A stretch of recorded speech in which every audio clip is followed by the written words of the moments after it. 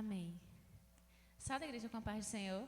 Amém. Peço para os irmãos abrir suas Bíblias em 2 Timóteo 3.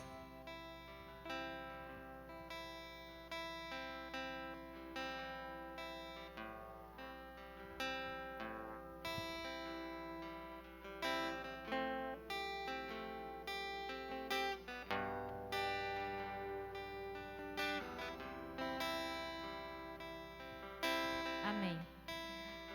2 Timóteo 3, versículo 16 e 17, que diz assim: Toda a Escritura é divinamente inspirada e proveitosa para ensinar, para repreender, para corrigir, para instruir em justiça, para que o homem de Deus seja perfeito e perfeitamente instruído para toda a boa obra.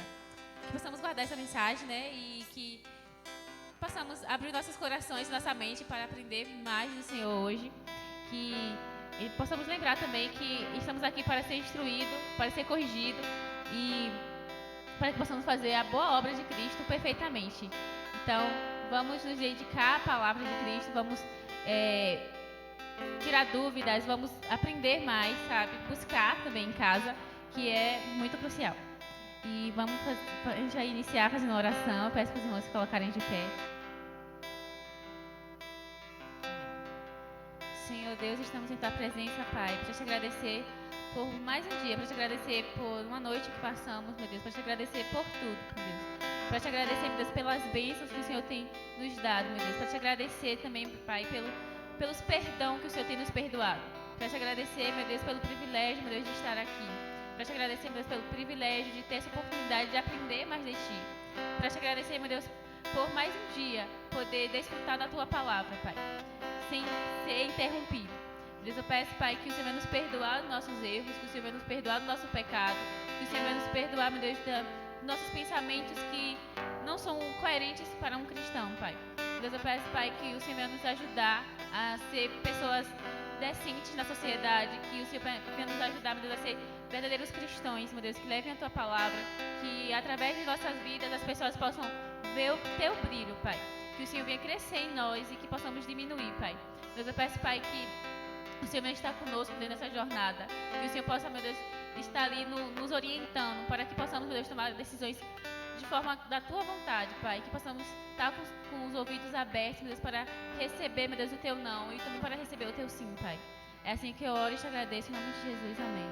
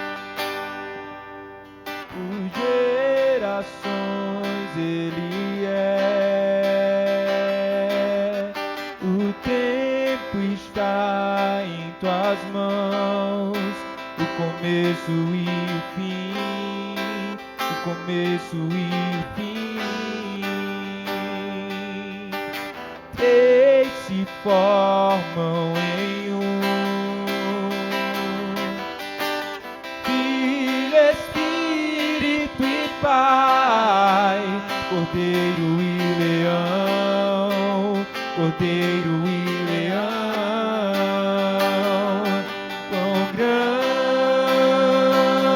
é o meu Deus, cantarei quão grande é o meu Deus, e todos hão de ver quão grande é o meu Deus,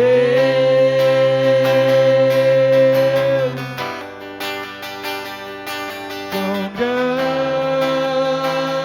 é o meu Deus, cantarei quão grande é o meu Deus, e todos hão de ver quão grande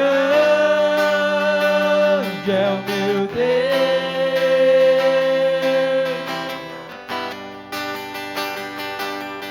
Sobre todo nome é o seu, tu és digno do louvor.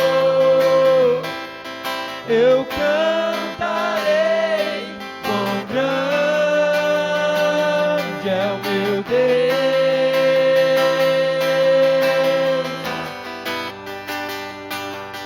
Sobre todo nome é o seu, tu és digno do louvor. Eu cantarei quão grande é o meu Deus,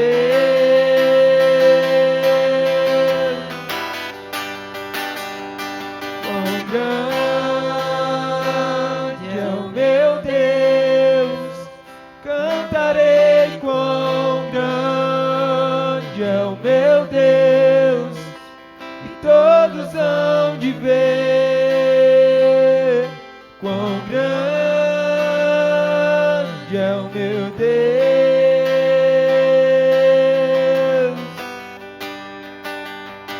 quão grande é o meu Deus, cantarei quão grande é o meu Deus, e todos hão de ver quão grande é o meu Deus.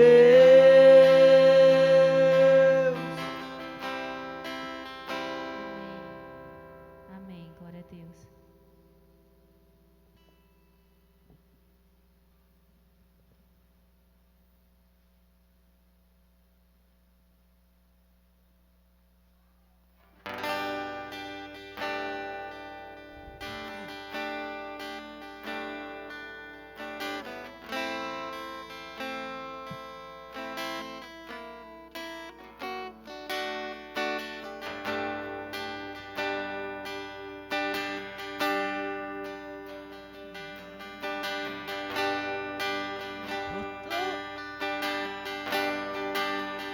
Toda a minha vida,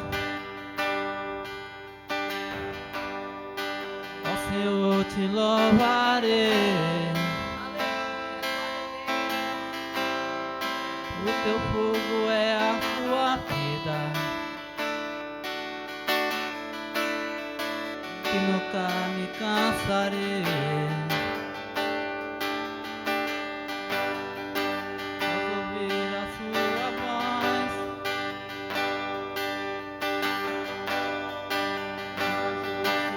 que o mel, e me tira dessa cova e me leva até o céu.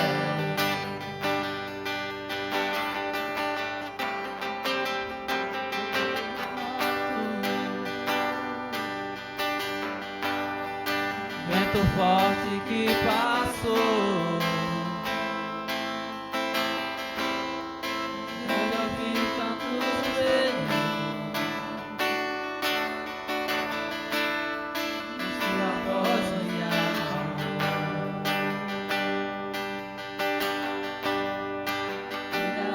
E as estrelas e ao mar aos seus limites.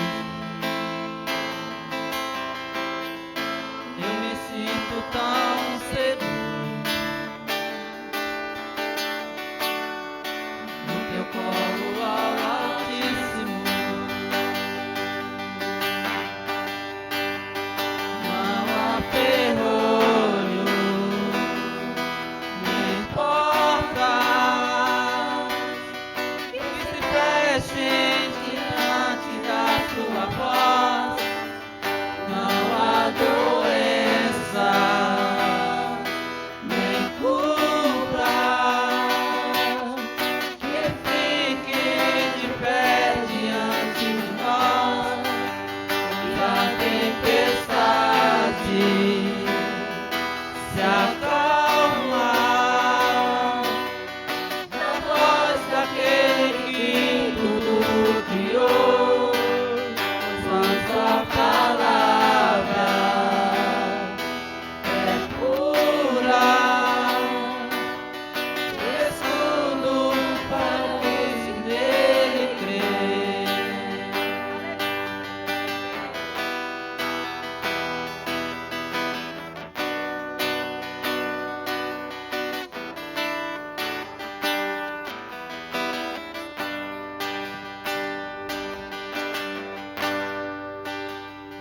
Da minha vida,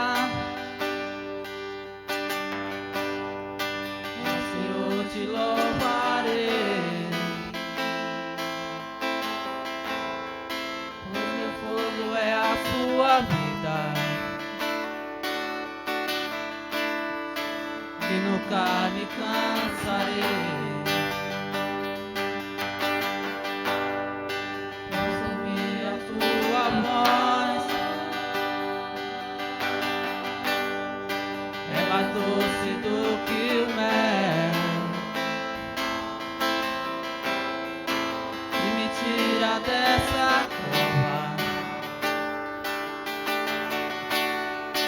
e me leva até o céu. Já vi terremoto, vento forte que passou. Já vivi tantos perigos, e a sua voz me acalmou. Ainda olhem as estrelas e ao mar aos seus limites. Eu me sinto tão seguro no teu colo, ó Altíssimo. Não há ferrolhos, nem portas que se fechem diante da tua voz. Não há doenças, nem curas que fiquem de pé diante de nós. E a tempestade se acalma na voz daquele que tudo criou, pois tua palavra é pura,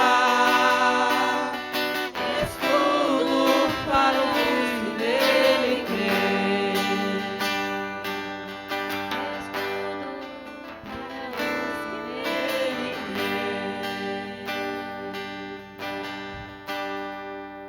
Amém. Glória a Deus.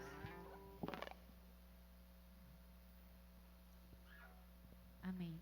Neste momento, as classes já podem ser divididas e passou a mensagem para o pastor.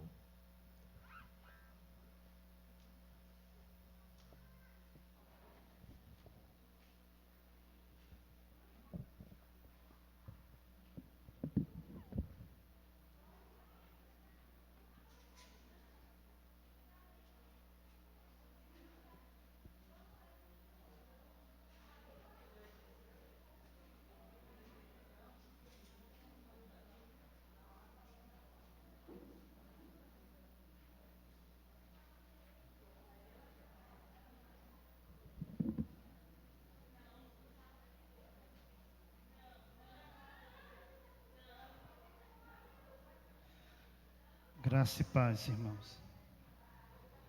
Convidar os irmãos a vir mais à frente. A gente está muito longe. É ruim, né? Ficar muito distante. Aqui.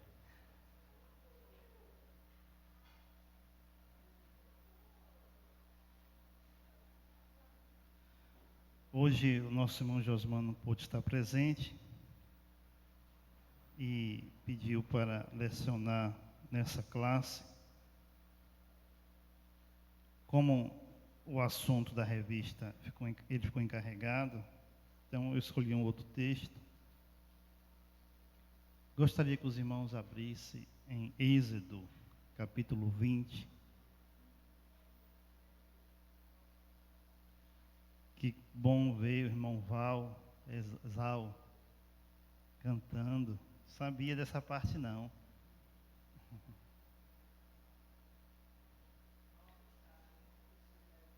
Isso, né, tia? Talentos. Aí. Nós vamos estudar, irmãos, hoje, iniciar aqui nos primeiros versículos e ver o que nós podemos retirar para a gente. Êxodo, capítulo 20. O interessante, irmão Moisés, que essa passagem foi a primeira parte da Bíblia que foi escrito, e foi o próprio Deus que escreveu. Aí Moisés fez essa cópia e transcreveu, né, para o livro de Êxodo. Mas aqui foi o decálogo, aquela parte que Deus escreve na rocha, e o próprio Deus escreveu. E aqui nós vamos estudar e tirar para nossos dias o princípio dos 10 mandamentos. Quero lembrar os irmãos que a Bíblia tem 31 mil versículos. Desses 31 mil versículos, algumas versões variam, mas é aproximadamente 31.176 versículos. Algumas Bíblias acabaram por diminuir alguns versículos, assim, parte de uma vai para outra e acaba não deixando um número perfeito. E desses 31 mil versículos, 613 são ordens de Deus, para fazer ou para não fazer. Isso quer dizer que tem mandamento positivo e mandamento negativo. Por exemplo, o que é o mandamento positivo? Honra teu pai e tua mãe, é uma ordem, né? Está mandando fazer. E o que é um mandamento negativo? Não matarás, está dizendo para não fazer. Então, nós temos aí essa série de versículos que são para a gente de grande importância. E eu tenho aqui em minhas mãos a nossa confissão de fé. E essa confissão de fé foi feita no ano 1689. Desde da Reforma Protestante, nós tivemos muitas confissões de fé. Inclusive, irmãos, uma confissão de fé foi feita no Brasil e foi a primeira confissão de fé. Agora, tia Theo, olha como a história é importante. Uma das primeiras confissões de fé da história da igreja, olha que a igreja tem 2000 anos, né, de existência, foi feita no Brasil, quando foi solicitado a John Calvino que mandasse missionários para o Brasil. O Brasil era recém-descoberto, aproximadamente nem 50 anos tinha ainda de descoberto, 56 anos ao certo. E aí vieram para o Brasil um grupo de cristãos da França. E eles vieram para aqui no Brasil, só que o governador da época, ele acabou mudando de ideia. E aí ele perseguiu esse grupo e ele mandou voltar. Quando eles voltaram, eles tiveram muita dificuldade para voltar, e um grupo não pôde entrar no navio, porque o navio estava em um estado muito triste, não tinha condições de ir a mais pessoas do que já ia, então ficou cerca de 6 pessoas.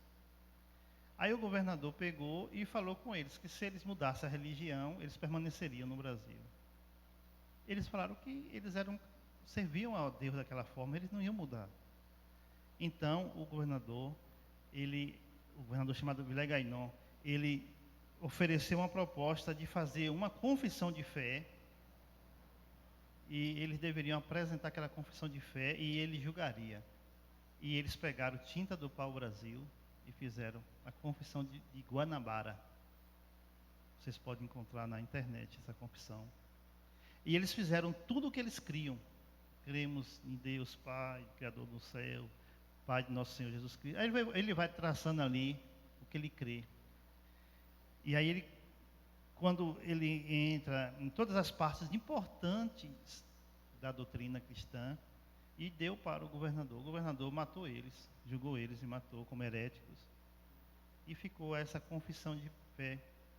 Alguma pessoa guardou e entregou a alguém na França, e aí foi guardada essa confissão de fé, irmão, feita em nossa terra, que antecedeu todas as outras grandes confissões. E olha que privilégio Deus deu para o Brasil, nossa terra.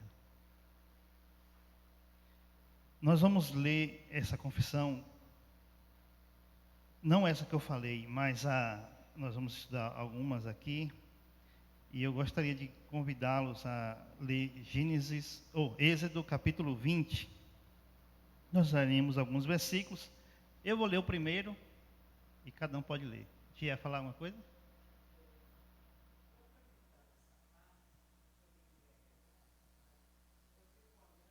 Quer usar o microfone?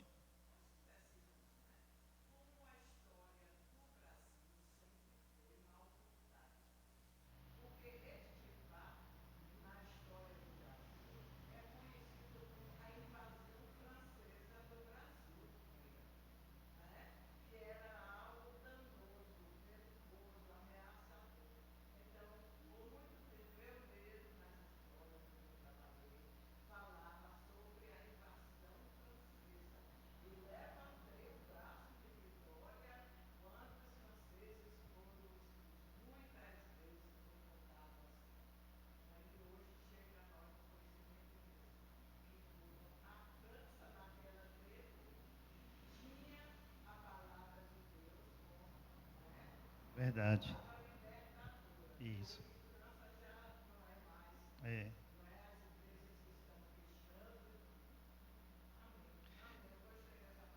É importante. Eu amo a história, irmãos.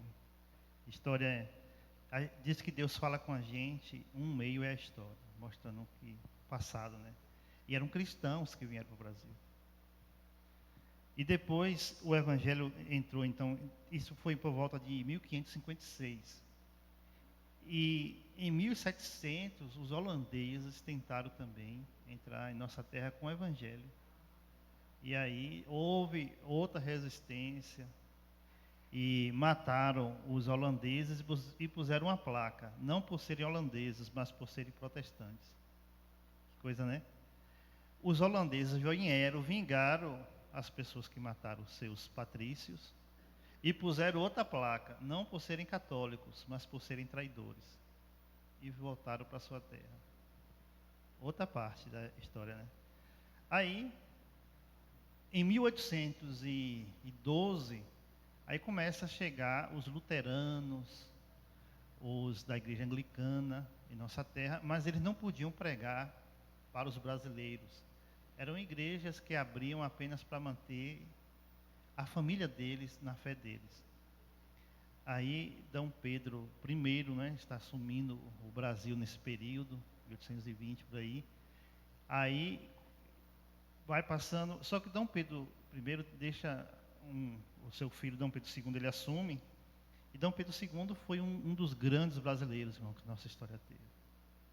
Aí as portas começam a abrir, aí a igreja congregacional chega aqui em 1855, e aí eles começam a fazer um trabalho.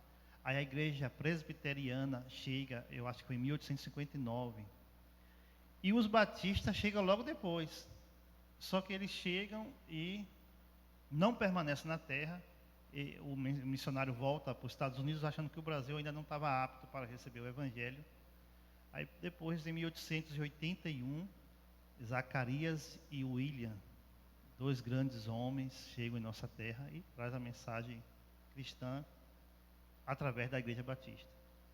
Então o evangelho começa a assumir esses pontos importantes. E em 1891, Dom Pedro II não é mais o imperador do Brasil, né? E aí ele vai para a França, vive refugiado lá, e o Brasil vai fazer a república. Então, consultaram o missionário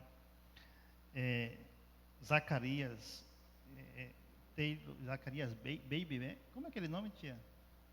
William Baby, né? Isso, William Baby e Zacarias Taylor. Aí consulta o missionário William Baby e ele traz uma ideia sobre a separação do Estado da Igreja. Então, nessa época, a Constituição foi consultada por um pastor batista, né? E eles gostaram disso e aí fizeram a separação da Igreja e do Estado, favorecendo assim os protestantes, né, poder divulgar a mensagem cristã. E isso, a Igreja Católica predominou, né, por 500 anos, praticamente estava predominando no Brasil.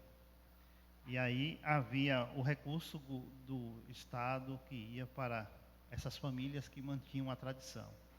Então, o Brasil estava assim, era um país totalmente católico, né? Aí quando chega esses grandes missionários, então o Brasil é impactado pela mensagem evangélica, ou pelos protestantes. Foi um período muito importante da história, cheio de coisas belas. Hoje na internet, irmão, tem muitas histórias maravilhosas que você pode ouvir.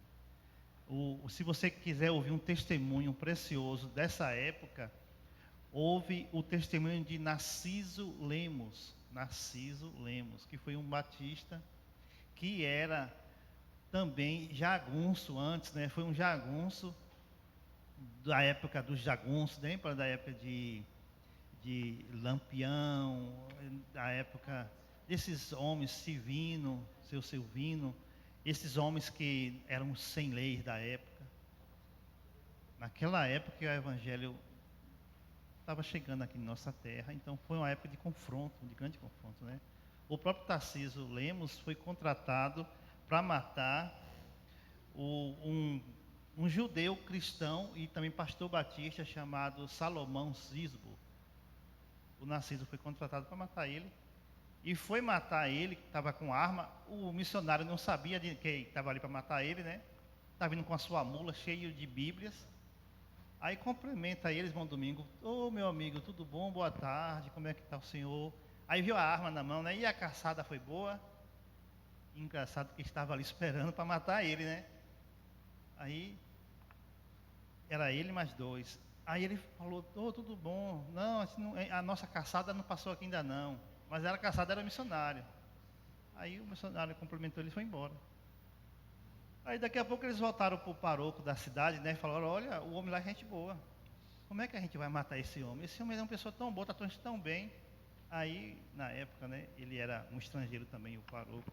E falou assim, olha, ele enganou vocês, meu filho, ali é um problema, vocês têm que matar aquele homem. Aí eles foram lá para a casa, estava Salomão, e aí começou a xingar ele, que ele ia morrer aquele dia. Aí Salomão entendeu que era para ele, né? Aí Salomão saiu com a Bíblia na mão e falou assim, meu filho, vocês vão me matar, então deixa eu ler a Bíblia e orar. Aí deixaram, tudo bem, ainda brincaram, a gente deixa a pessoa fazer seu último pedido. Aí Salomão lê a Bíblia e ora. Só que o Salomão não ora por ele, ora pelos três que estavam ali para matá-lo. Aí quando terminou, disse que eles falaram assim, esse Narciso falou, mas isso foi bonito demais, eu vou voltar para pegar o padre, né? E aí Salomão fala, não, meu filho, não faça isso não, o padre também é uma pessoa de Deus, deixa ele em paz. Aí o próprio Salomão agora entra no meio para impedir uma tragédia. Aí você pode contar essas histórias, irmãos, que nossa terra brasileira, né, deixou aí marcada. Mas agora a gente vai mudar de assunto. Nós vamos estudar como nós interpretamos aqui pela Bíblia os 10 mandamentos. Temos aqui esse ponto importante. Eu vou ler o primeiro versículo, os irmãos podem continuar sucessivamente, um após outro. Então falou Deus todas essas palavras. Versículo 2.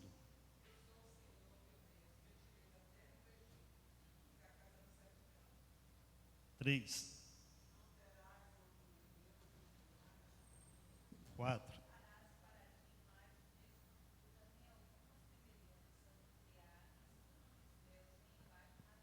5.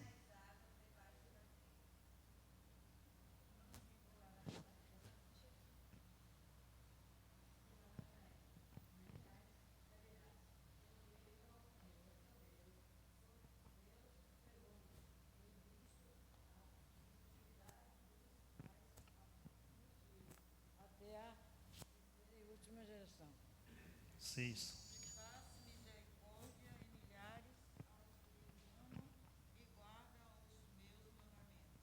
7.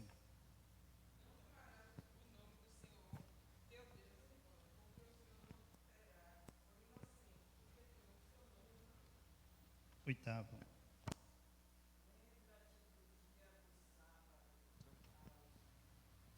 9.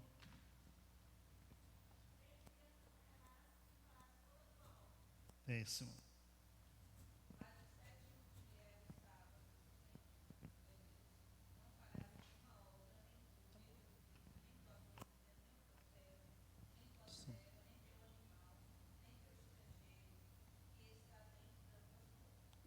11º.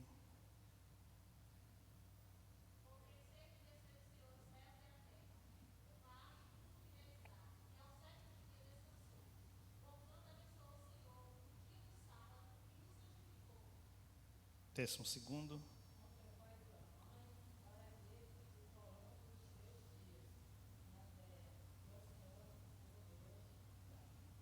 13º. 14º. 15º. 16º. 17º.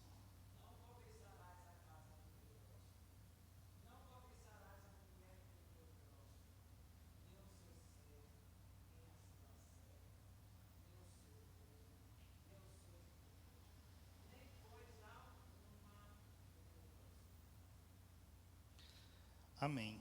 Oremos. Ó Deus, em nome do Teu Filho, Pai, dá-nos luz e entendimento para aprendermos essas palavras tão importantes para nossas vidas. Oramos no nome de Jesus. Aqui nós estamos vendo a Bíblia resumida em 10 partes, irmãos, que são as 10 partes importantes, que resume todo o conteúdo das 613 ordenanças, que resume os 31 mil versículos. Então nós encontramos aqui 10 fundamentos para a nossa fé. Agora vamos entender o que cada parte quer dizer. Lembra que aqui está resumida a vontade de Deus, né? Então, primeira coisa, vamos observar a introdução. O versículo de número 3, Deus vai falar o primeiro mandamento. E olha o que está escrito: não terás outros deuses diante de mim. Como entender esse texto? Para nós que estamos vivendo hoje, a gente entende que só há um Deus, né? Nós entendemos isso. Para o povo da época que ouviu esse texto, eles estavam acostumados a ver vários deuses no Egito. Nós temos que lembrar que essas pessoas estavam saindo do Egito e tinha mais ou menos 3 meses que eles estavam ali para ouvir essa palavra. Eles tinham saído do Egito, eles atravessaram o Mar Vermelho, entraram no deserto e chegaram ali no Monte de Deus, no Monte Sinai, onde essas leis foram dadas. Então, o que aconteceu aqui foi que Deus fala com o povo e mostra a sua vontade. Mas quando nós observamos à luz do Evangelho os 10 mandamentos, a gente vai perceber que é muito mais do que uma imagem de um Deus que Deus está falando aqui. Observe, não terás outros deuses diante de mim. Quando Jesus também está no monte, ele também vai, como Moisés, trazer o Evangelho. Moisés trouxe a lei e Jesus trouxe o Evangelho, né? Trouxe a graça. E Jesus vai falar também de outros deuses. Não podeis servir a Deus e a Mamon. E Mamon é o Deus da riqueza. Não é interessante tanto Moisés quanto Cristo receber essas mensagens no monte? Então, o monte significa então lugar de atenção, aonde todos deveriam voltar sua atenção. Um lugar elevado para isso. O que acontece é o seguinte: o que é que esse texto então quer trazer para nós? Não terás outros deuses. Você já observou que o jovem rico, quando ele chegou para Jesus, ele falou assim: Senhor, que bem farei para herdar a vida eterna? O que é que ele queria dizer? Qual é a parte que me cabe para mim fazer para poder ir para o céu? Na nossa linguagem teria essa, né?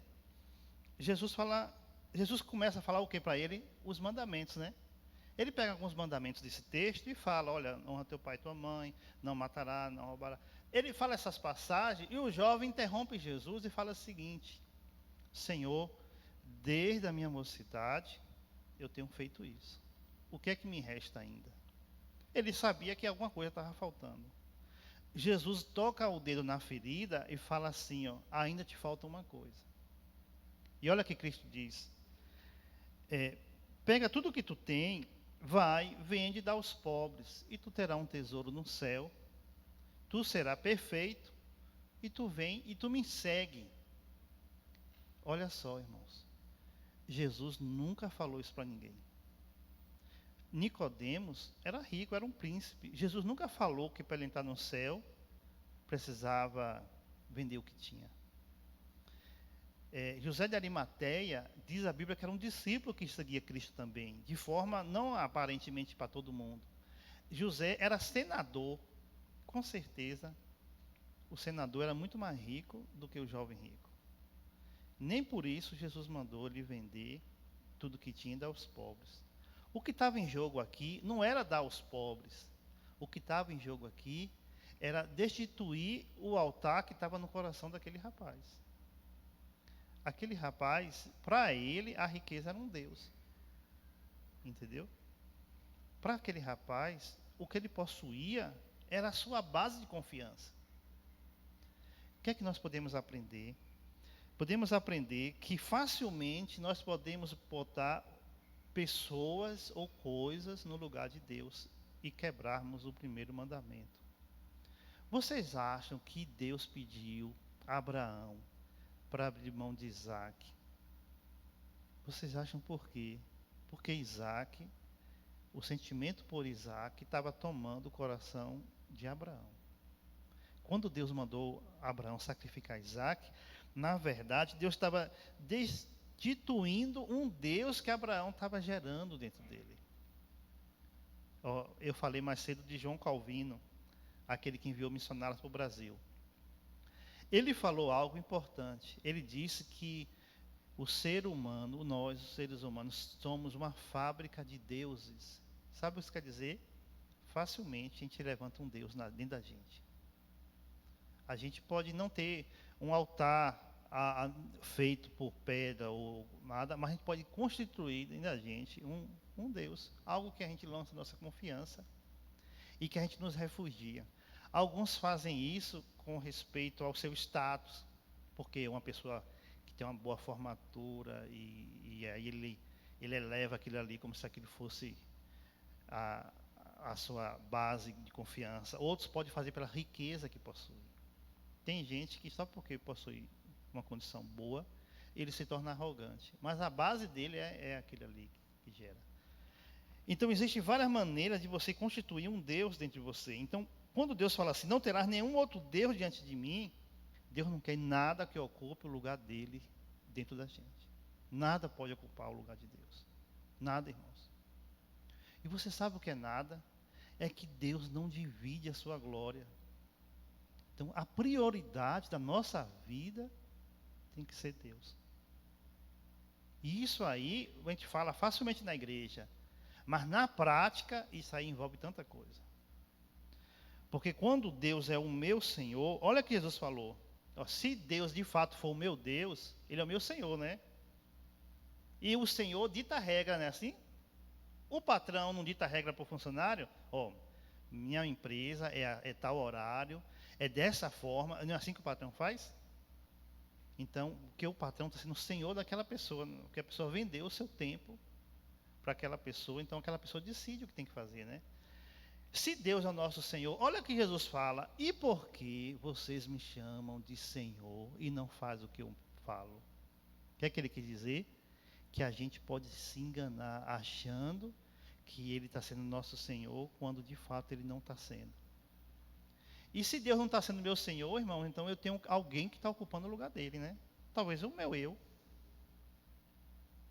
Talvez a minha vontade. Olha quanto perigo. A nossa vontade pode virar o nosso Deus, né? Paulo fala disso. Paulo cita em uma passagem da carta, os atenienses são sempre ruins, são bestas, e chama assim, Paulo usa essa linguagem, cujo Deus é o ventre. Quem já leu esse versículo? Então, Paulo está dizendo que o Deus dos atenienses, daquele grupo ali, tinha o seu ventre como o seu Deus. O que é que ele quis dizer? Eram pessoas egoístas que só pensavam em si, né? Ele usa a linguagem de uma pessoa, numa linguagem popular nossa, né? Uma pessoa, um glutão, para dizer que o seu Deus era o seu ventre. Então, ó quantas dificuldades essa lei nos coloca. Então, o ventre da gente pode virar o nosso Deus, a riqueza que possuímos pode virar o nosso Deus. Isso são os problemas da vida. Ou a nossa vontade, ou aquilo, qualquer coisa pode ocupar o lugar de Deus em nossas vidas. É por isso que João diz, Calvino diz, que o homem é uma fábrica de deuses. Até a religião, irmãos, pode ocupar o lugar de Deus. Vocês acham que os fariseus tinham dificuldade de entregar, de tomar essa decisão com Cristo? Por quê? A religião mal entendida. E quando a religião não é compreendida de forma correta, ela separa a gente de Deus. Quer ver um exemplo? 88% da humanidade é religiosa. E nem por isso nós somos melhores. Então, olha quanta coisa. Então, o que é que esse mandamento, o que é que ele está exigindo? O primeiro mandamento exige de nós conhecer e reconhecer a Deus como o nosso único verdadeiro Deus. O nosso Deus, e também dessa forma devemos adorá-lo. É isso que Deus está dizendo, não terás outros deuses diante de mim, nada que ocupe o meu espaço. Então Deus tem que ser o que dita a minha regra, a prioridade da minha vida. Deus tem que ser aquele que domina e comanda a minha vontade. Porque quando eu comandar a minha vontade, então eu estou sem uma autoridade que me detém. Então vamos lá. O que é que esse mandamento está proibindo? Ele proíbe negar ou deixar de adorar ou glorificar o verdadeiro Deus como Deus. E também, de qualquer outra forma, você prestar sua obediência a qualquer outro ser que ocupe o lugar de Deus. Para muita gente, olha, irmãos, você sabia que as ideologias viram deuses também? Quer ver um exemplo? Para muita gente, para os comunistas, o Estado é o seu Deus. Eles mesmos dizem que para o mundo comunista, o Deus é o Estado. Por isso que não pode ter cristianismo lá. Olha que ideia. É por isso que o cristão, a gente um dia precisa ser assim.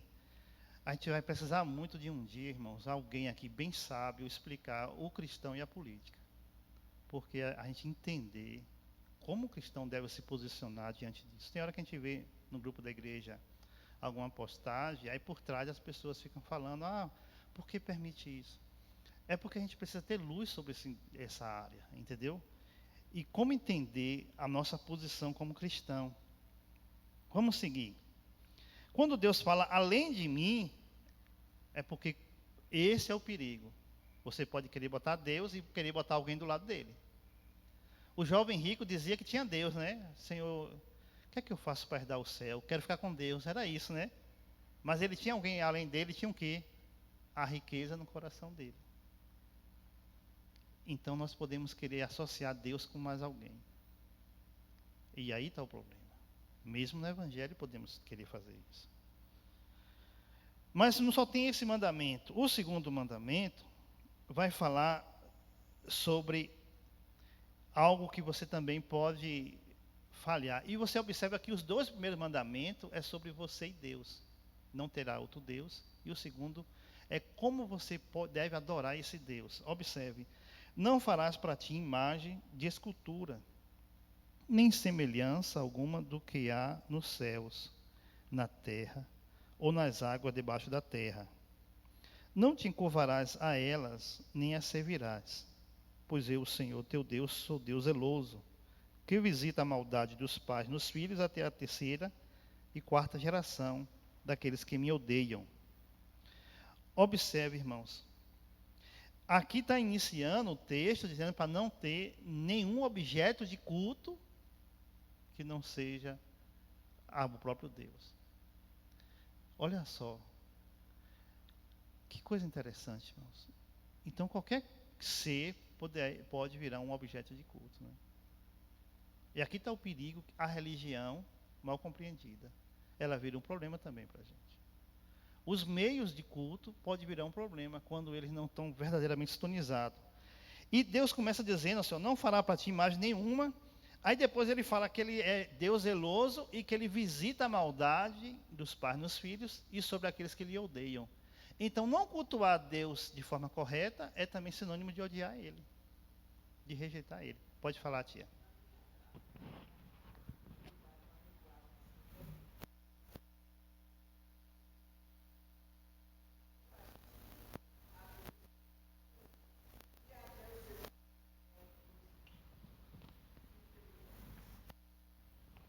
Então, eu castigo aqueles que me odeiam. Então, não adorar outro ser, é odiar a Deus, é rejeitar Ele.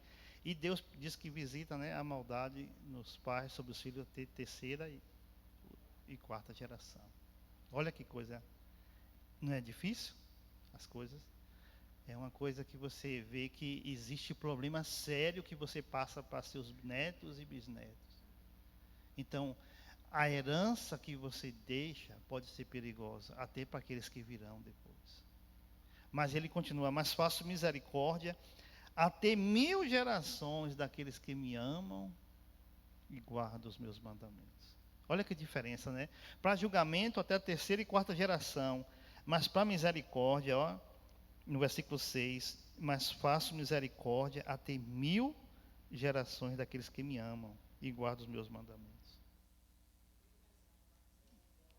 De 3 gerações, né, para 1000.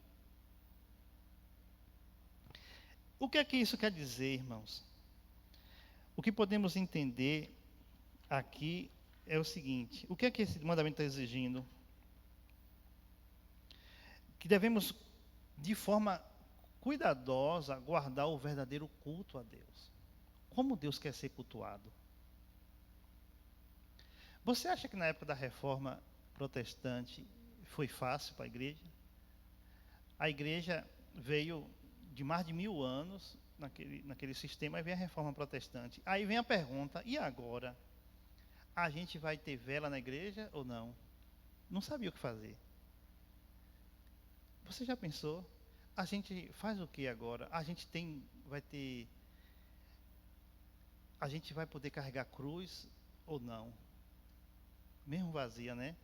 A igreja ficou dividida, ela não sabia o que fazer. Aí, os luteranos pensaram o seguinte: bom, se a Bíblia não falou nada sobre vela, então a gente vai ter. Não condenou. Aí os presbiterianos disseram, não, mas se a Bíblia não mandou ter vela, nós não teremos. Olha a diferença. Um disse o seguinte, se a Bíblia não condenou, nós vamos ter. A outra falou assim, mas se ela não mandou ter, nós não teremos. É por isso que as igrejas dividiram. Umas têm vela e outras não. Você aqui na nossa região não vê nenhuma igreja com vela.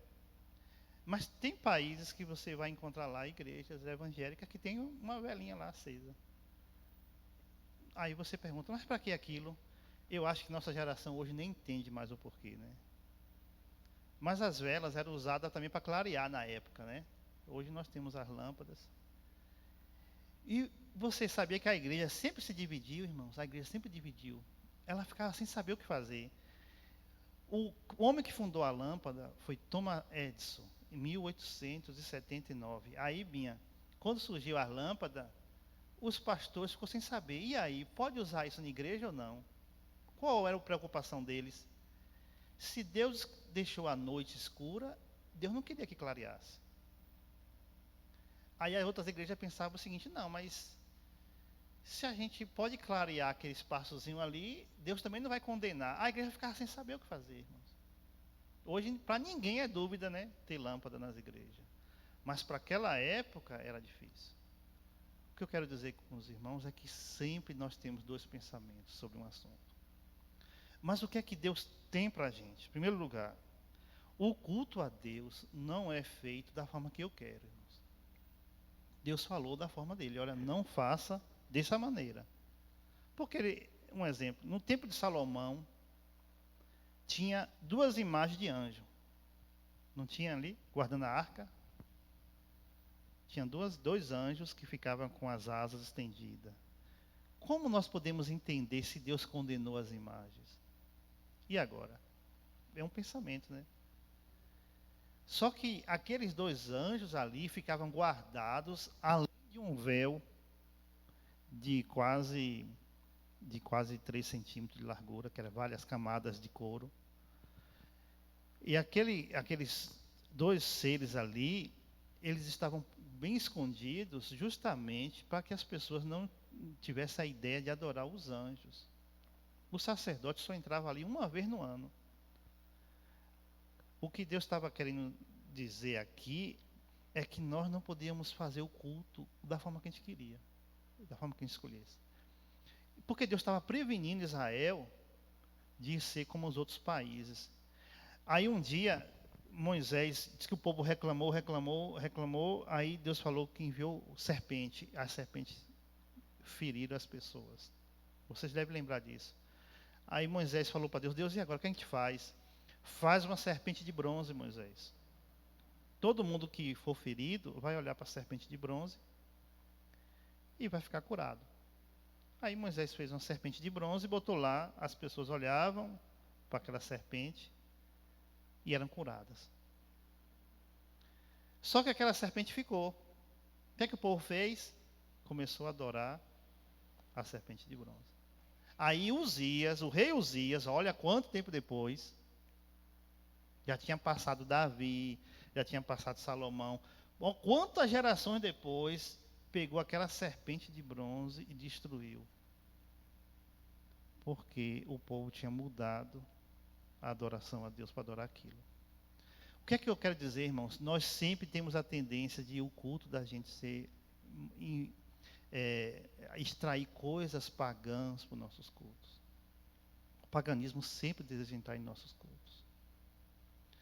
Então, o nosso culto não precisa de mudar as coisas, a gente só precisa manter a origem pura. É isso que é o verdadeiro culto a Deus. E é isso que eu estava dizendo, não precisa inovar o culto, não precisa de nada novo no culto. O culto é um culto a Deus. Então Deus estava dizendo que você tinha que ter um culto centralizado para Deus e nada mais. Nossas igrejas cristãs, na história, tiveram a influência também disso aqui, né? Temos muitos problemas com isso aqui na nossa história. A reforma veio também por causa disso. E olha, hoje, às vezes, algumas igrejas fazem campanha, aí nós recebemos uma toalhinha ou alguma coisinha assim, né? A pessoa pode transferir a confiança para aqueles objetos, né? Aí você pergunta, e de onde veio isso? Dessa ideia da toalhinha, né? Essa ideia do sal, essa ideia, né? Sim, uma rosa.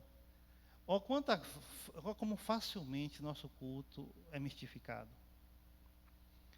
Eu acho que a ideia veio de quando Paulo estava em Éfeso. A Bíblia diz que Paulo, ele trabalhou em Éfeso e teve um grande avivamento, uma obra gloriosa. E Paulo era chamado para ir em vários lugares para orar por pessoas que tinham problema. E Paulo não pôde ir. Aí pegaram o avental de Paulo. Alguém teve a ideia de pegar o avental de Paulo, irmãos. Olha que coisa. E levou para aquele local aonde tinha ou um espírito mau ou alguém doente. E levou e passou lá. E não é que Deus fez um milagre? Aí eu acho que pegaram essa ideia. E por isso que as pessoas fizeram essas ideias de toalhinha. Cíntia até.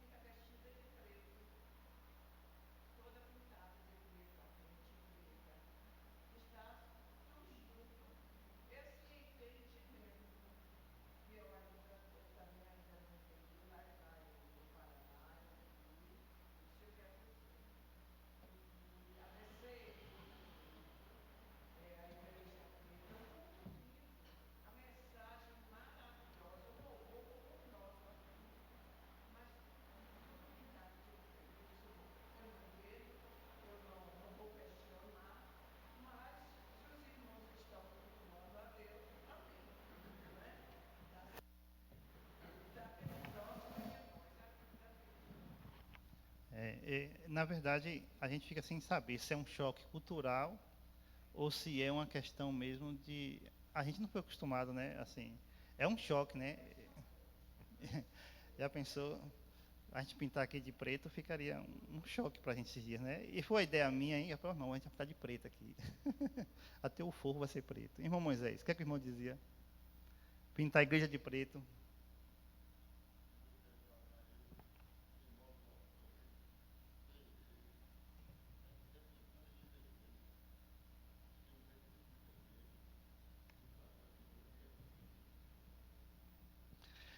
Na verdade, irmão, no fundo, isso é querendo agradar o homem. Porque se de fato você for cultuar Deus, pode ser debaixo da árvore, pode ser em qualquer lugar, você está ali, né? Mas quando eu posso botar uma cor branca e eu boto uma cor preta, eu estou querendo agradar o homem. Essa é a realidade. Eu estou querendo agradar as pessoas para as pessoas se sentir à vontade em nosso meio, uma igreja moderna. Esses perigos nós temos. Nós temos em outras áreas. A gente tem uma luzinha ali que fica... Né? A gente tem. Fazer o quê? A gente tem uma luzinha bonita ali, verde, que sobe. Eu acho bonito, eu gosto dessas coisas, mas no fundo também a gente está com o mesmo problema, não está? Os puritanos tinham essa ideia, tia. Os puritanos não botavam nada de enfeite na igreja. Dizia que nada podia aparecer, só Deus.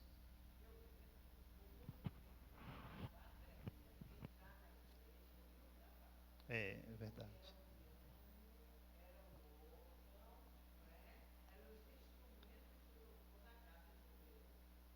Verdade.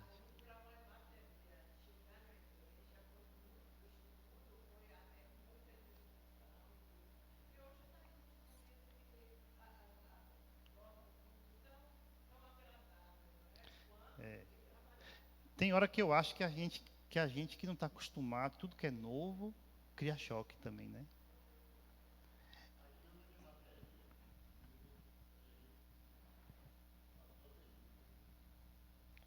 É, foi muitas mudanças, irmãos. A gente pode achar que é fácil para a gente hoje, porque está acostumado.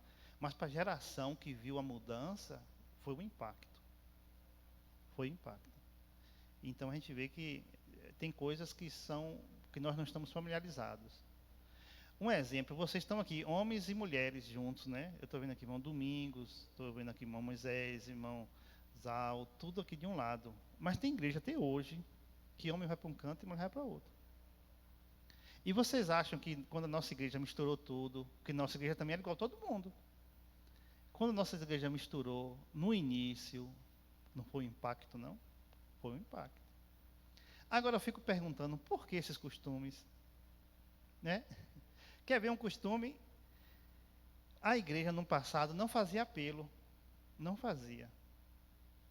Quando, em 1841, surgiu um avivamento nos Estados Unidos, e um grande homem chamado Charles Finney, ele foi um homem que Deus usou em grandes avivamentos.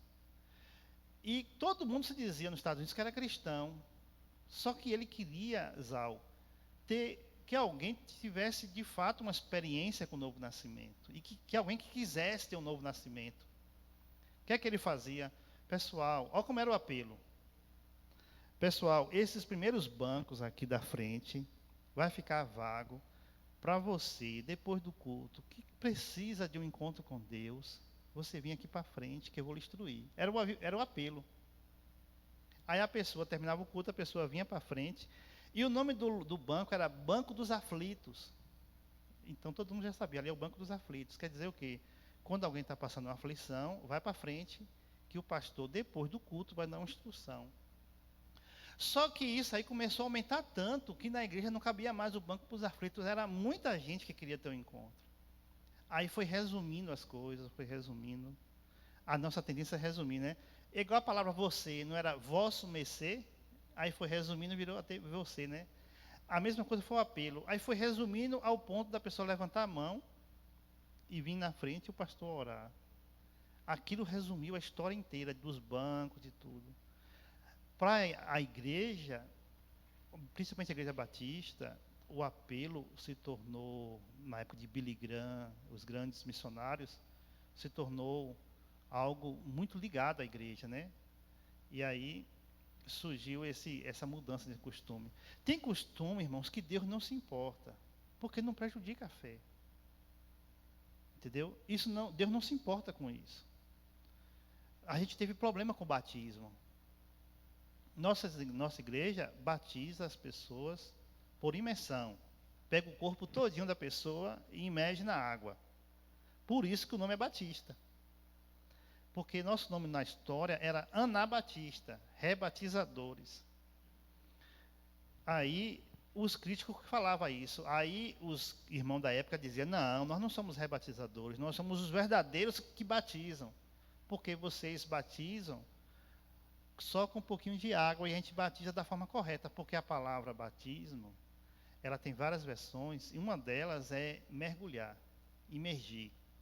Então levaram na palavra literalmente e entenderam que tinha que mergulhar o corpo todo.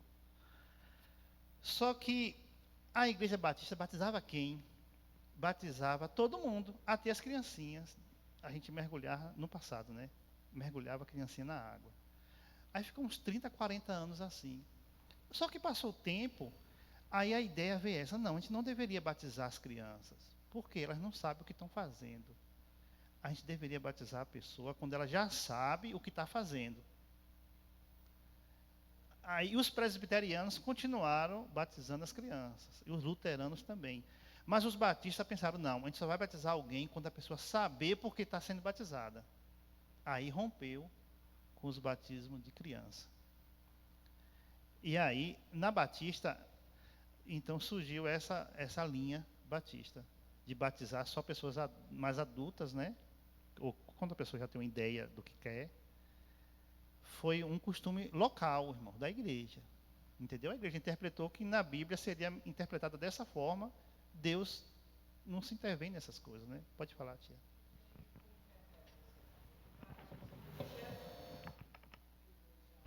Com 30 anos, né?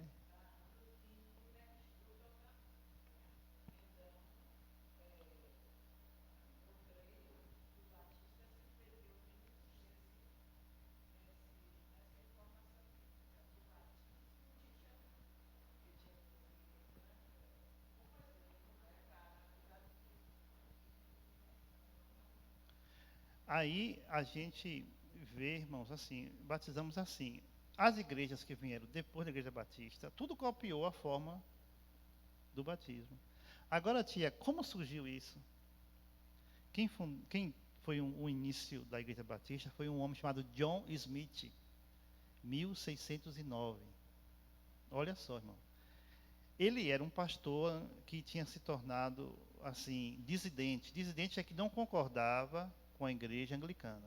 Achava que estava errado, que a reforma da igreja anglicana era pouca, que tinha que melhorar mais.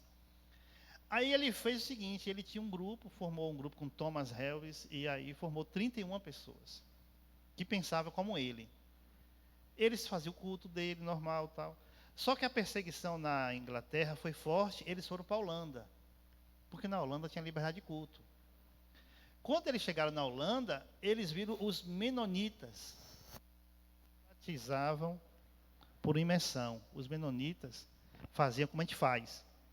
Aí John Smith pensou o seguinte, olha, a gente deveria copiar essa forma, porque essa forma aí parece mais com a palavra, que o batismo quer dizer imersão, né? Imergir. Ele interpretou dessa forma, então a gente poderia copiar isso. Aí veio a forma que eles copiaram. Então, para a Inglaterra foi inovação, né? Mergulhar um corpo, uma pessoa inteira, sendo que só mergulhava só um pouquinho da cabeça. Até hoje, irmão, 500 anos depois da Reforma Protestante, as igrejas, cada um segue a linha. Aí você vai julgar o presbiteriano, porque não segue. Você vai julgar o luterano, porque só batiza como a criancinha já, desde novinha. A gente está vendo que tem coisas que Deus não se envolve. Deus deixou a gente interpretar, né? Por quê? Porque isso não interfere a fé. Isso não muda a fé. Hoje, os pastores batistas entendem que esses motivos não são tão importantes como no passado. Mas se você voltasse aqui 50 anos atrás, a Igreja Batista não recebia um pastor presbiteriano, entendeu? Ela não recebia. A gente não receberia um pastor luterano. Por quê? Porque achava que tinha problemas sérios para resolver. Hoje a gente está vivendo uma época que a gente percebe que esses princípios não devemos levar em grande consideração. Um exemplo, tem alguns irmãos aqui que vieram da igreja presbiteriana, eles foram batizados por aspersão, e a igreja aceitou eles como membro, entendeu? 50 anos atrás, ninguém faria isso. Mas por que eu quero dizer? Tem coisas que não é importante aos olhos de Deus. Porque Deus deixou a interpretação para a gente. Mas tem coisas, irmão, que a gente não pode mudar. Tem coisa que é sagrado. Tem coisa que a santidade de Deus está em jogo. Então, o nosso culto não deve mudar. O culto tem que ser fiel. E o culto, na época do passado, teve outra questão. A gente hoje canta o cantor cristão, né? A gente canta e já está fazendo parte de uma geração antiga, né, tia? Quando a gente canta 2, 3 hinos na igreja aqui, a gente já está relembrando como aquela época era boa. Na Filadélfia, irmão, eu só cantava do cantor cristão. Só lá. Aí, só quando era outra pessoa que chegava e cantava os outros hinos. Mas quando o cantor cristão começou a ser feito, vocês acham que a igreja aceitou? A igreja não, nós não vamos aceitar não. Nós só cantamos os salmos, olha só. Ainda tinha uma questão, dizer que não era para cantar aquelas músicas não, que aquelas músicas eram modernas, tinha que ser os salmos.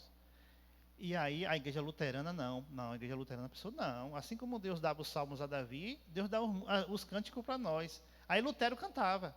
Aí a gente canta hoje, né? Castelo forte é o nosso Deus. Foi um hino feito na época da Reforma Protestante. Mas as igrejas achavam que aquilo era uma inovação já. E hoje nós sentimos falta do cantor, né? Olha como a gente sente falta, né? Eu já pedi para o Ministério de Louvor direto, canta do cantor. O irmão Pascoal falava, ô Júnior, bota para cantar o cantor. Eu falei, eu já pedi. O povo que não quer cantar hoje, e são os mais belos hinos, né? Pode falar, tia.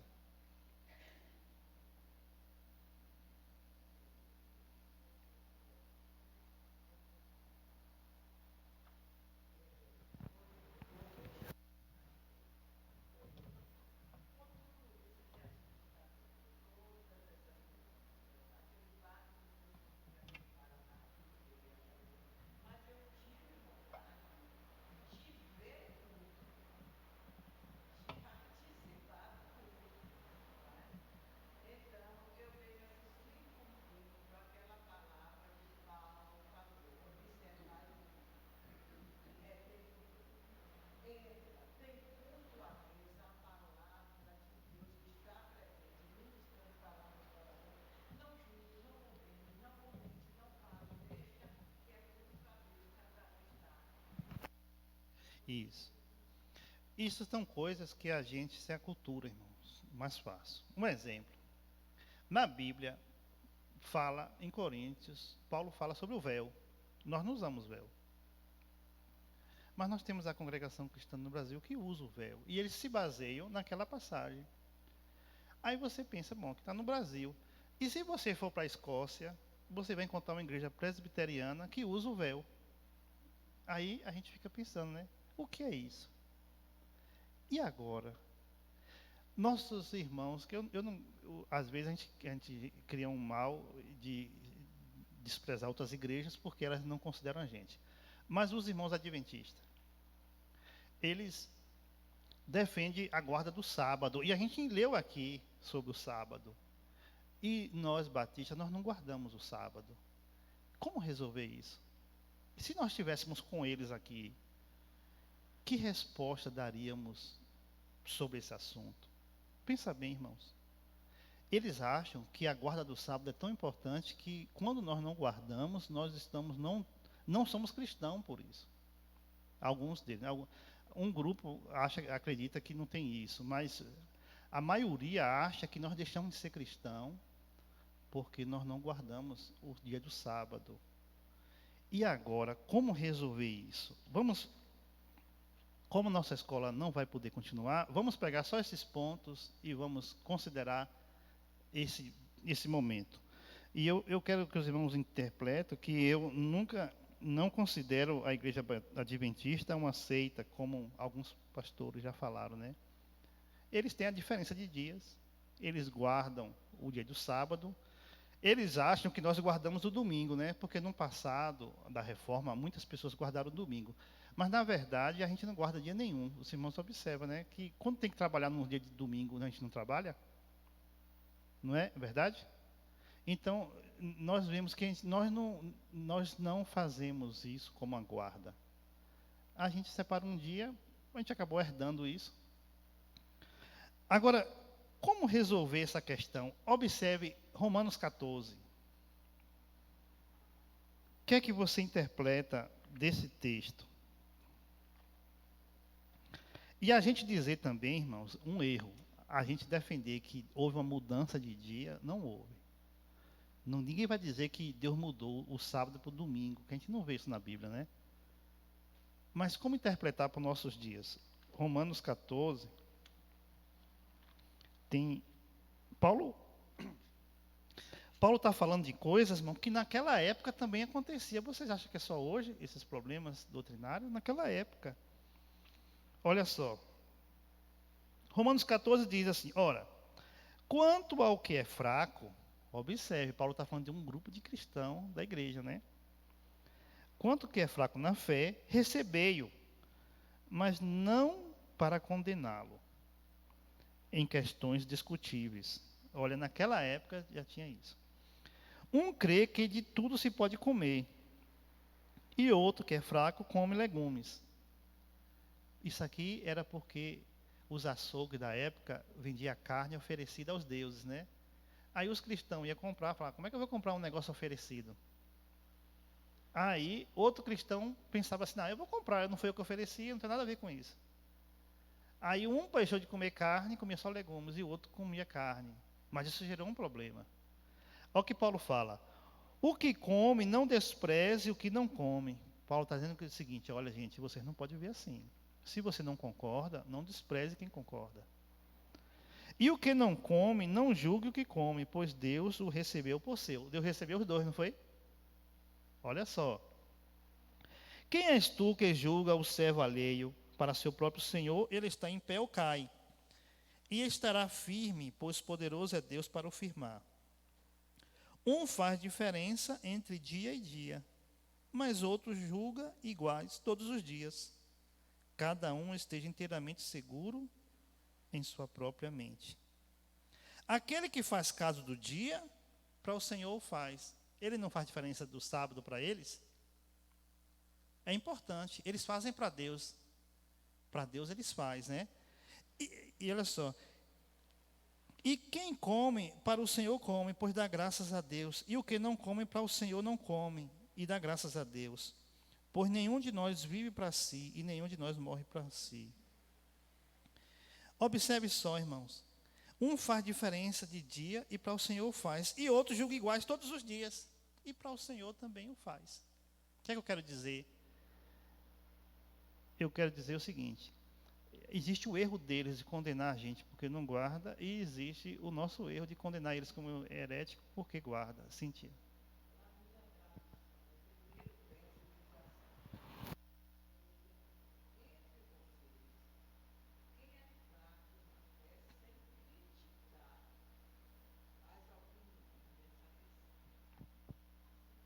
Isso. Então,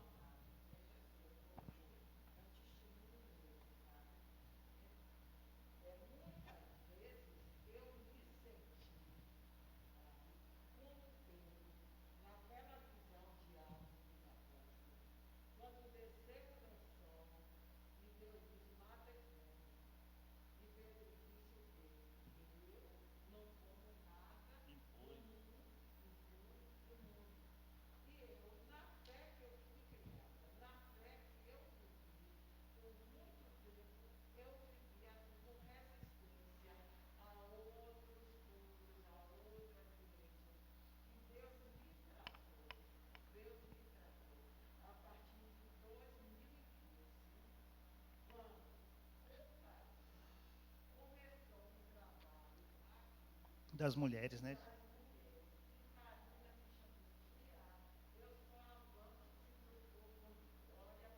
Responsabilidade, né?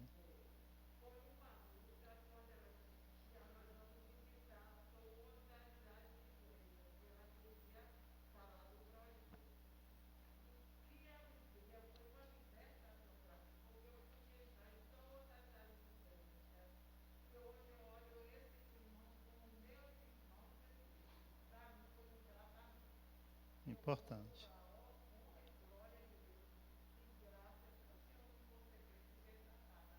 É importante, irmãos, porque a gente não alimenta orgulho, né? De achar que somos superior. Tem um problema sério no nosso meio. Achar que é superior. Não é só nós não. De lá para cá também tem, entendeu? Porque a Batista também às vezes é vista como uma igreja gelada, como uma igreja morta, né? Que o povo não glorifica.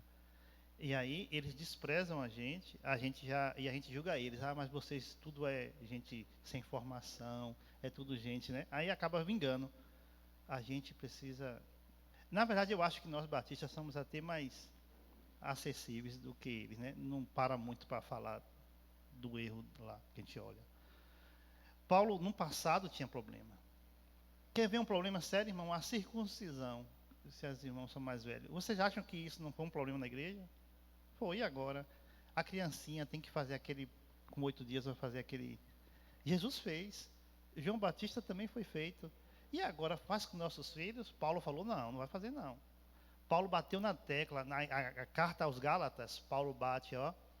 De maneira nenhuma vocês devem fazer. Os judeus tudo bem, mas os gentios não. Olha que coisa interessante.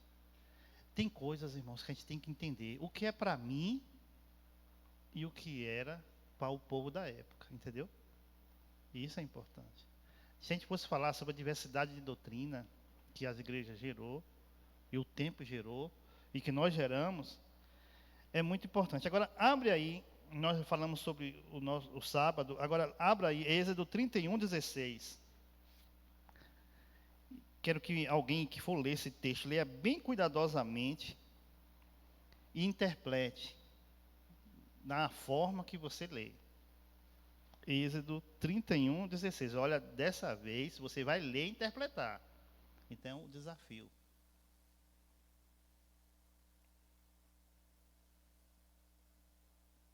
Aí, tá vendo, irmã Tâmara? Copia lá, ó.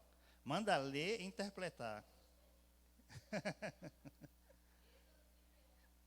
É, que a gente vai falar sobre o sábado. Pode ser voluntária, é bom que a gente copia.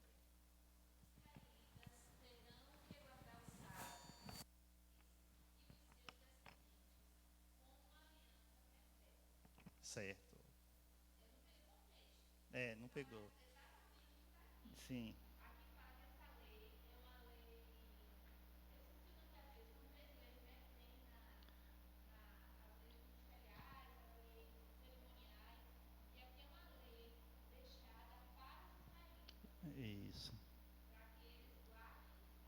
Isso. Isso. Isso. Interessante, tá vendo, irmãos? Gostei da ideia, né? De interpretar o texto. Pode.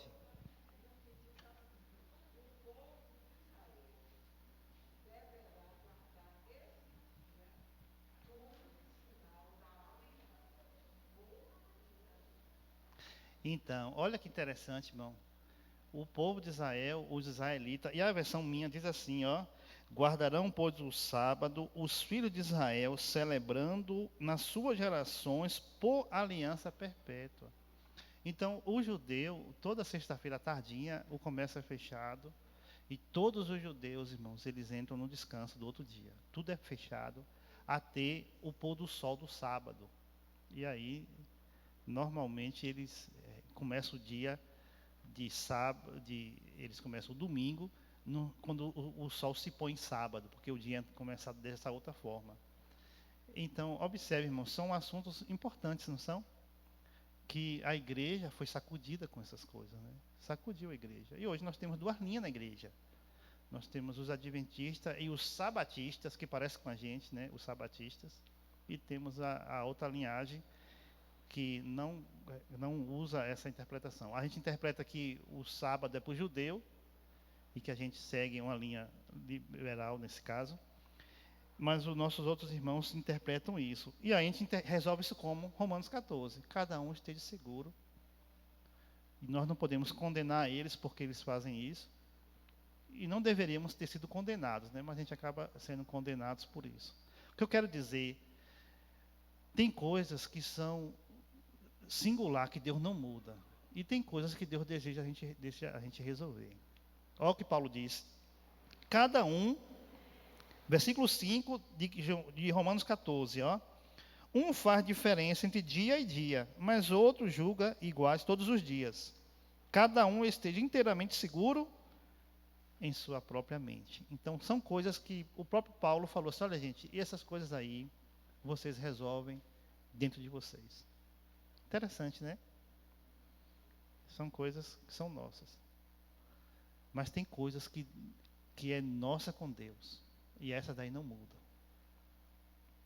Se alguém tiver dúvida, né? Nós estaremos aqui disponíveis para conversar.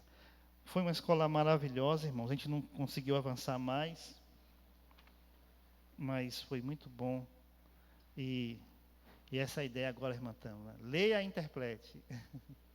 Foi a primeira vez que eu fiz isso, mas achei boa. Vamos ficar de pé? Vai ter algum ensaio, é? Irmãos, nós vamos colher aqui os dízimos, né? E as ofertas, e depois estarei orando.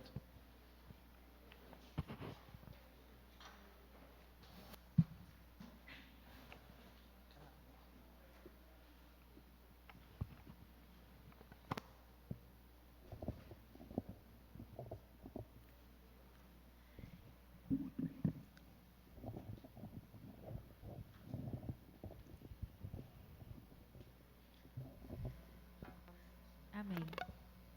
Amém. Vamos estar louvando para recolher os dízimos e as ofertas.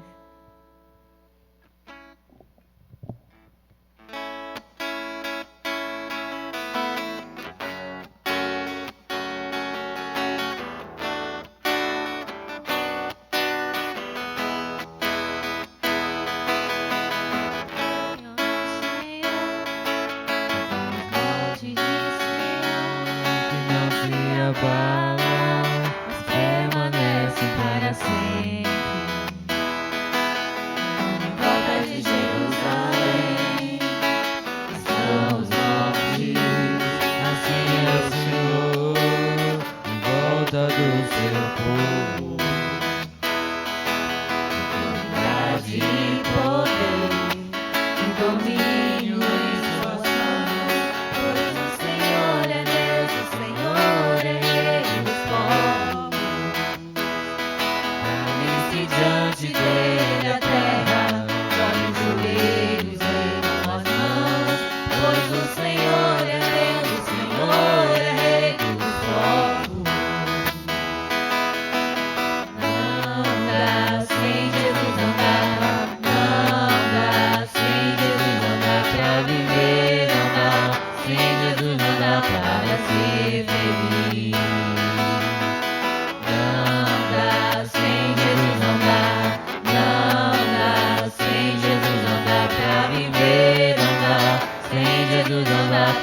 ser feliz.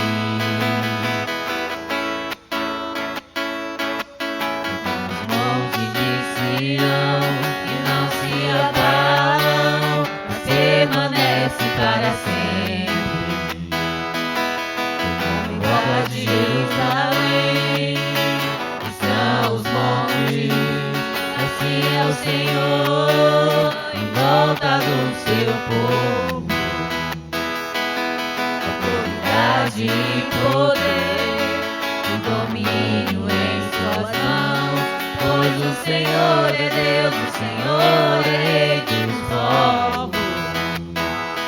Cada gigante dele a terra, dobra os joelhos e dão as mãos, pois o Senhor é Deus, o Senhor é Rei dos povos.